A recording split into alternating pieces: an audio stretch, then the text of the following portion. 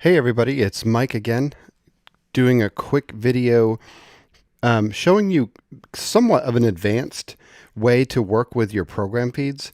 There's a lot of people that actually don't even do program feeds. They send all of their audio from whatever device is attached to the Mac. They always try to inject it into one of their party line channels.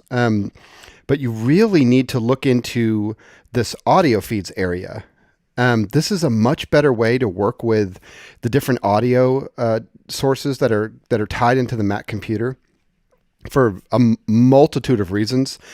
Number one, they duck when audio is coming in on a channel or being direct talk to you.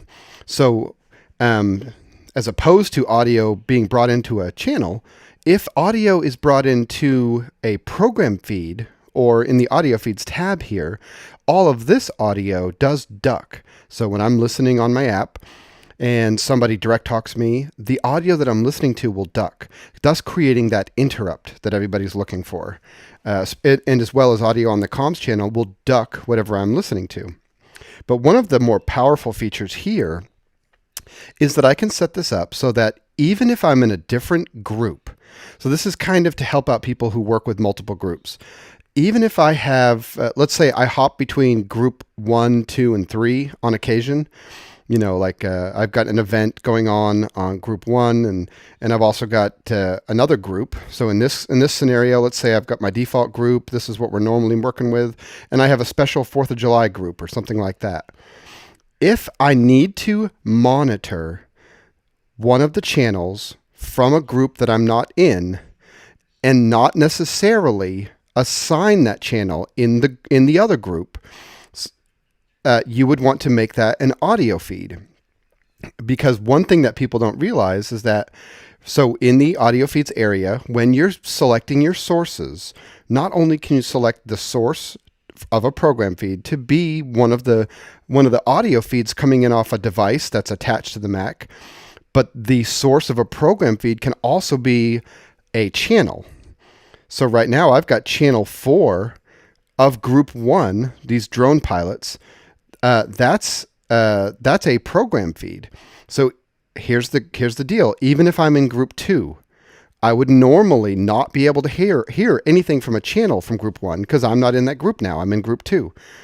But because I can go here and I can assign myself, Mike, this program feed 4, and 4 is actually a channel, not an audio input. Therefore, when I'm in group 2, I can be monitoring audio from channel 4 in group 1. Boy, I feel like that sounded like a lot of stuff. All I'm saying is that you can keep tabs on different channels while in other groups by making a couple of the program feeds not just be audio sources but be channels. And so I'll go ahead and give myself access to channel 7 as well.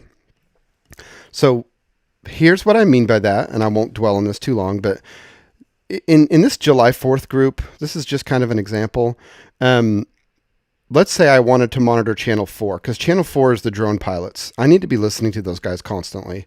Well, I could always come in here and make the drone pilots channel appear in the second group.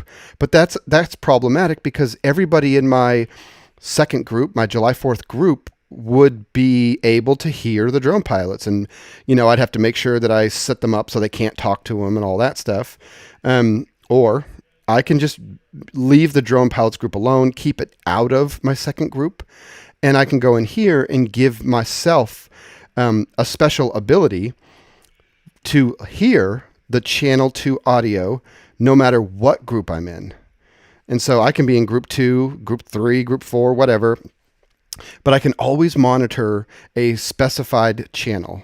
I think that we have a lot of people that are using groups and they don't realize that they can make a program feed be a channel. And channels are not group specific inherently. Channels are just channels. You assign channels You take all these channels, you can make more if you have the expanded channels and groups option, that is. You take all these channels and you turn them into groups. But in the audio feeds tab, you can monitor any of these channels by making them into program feeds.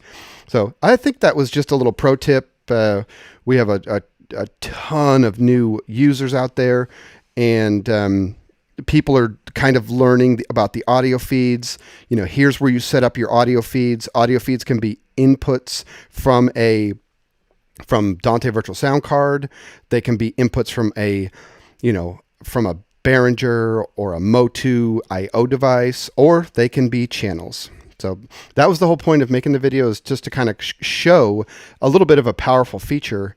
And there's quite a bit of stuff out there. I'll make more stuff, but thanks everybody for stopping by.